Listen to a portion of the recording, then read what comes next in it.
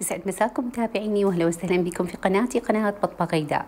اليوم سويت لكم جبن العرب على طريقتي طبعا وبالبيت، وطلع كلش طيب وشهي. هنا أنا اول شي بداية اخذنا تقريبا لترين من الحليب، يعني بطلين كاملات كبار. خليتهم على النار بس ما خليهم يغلون هواية، لا خلي شوية اسم حرارة بيهم، يعني الإصبع لما يدخل بيها شوية ينشوي. هنا عندنا مادة الدور، هاي اللي هي تصنع الجبن، لا بالخال ولا بالليمون، أطيب شي هي هاي مادة الدور الموجودة عند أهل الأعشاب تلقوها.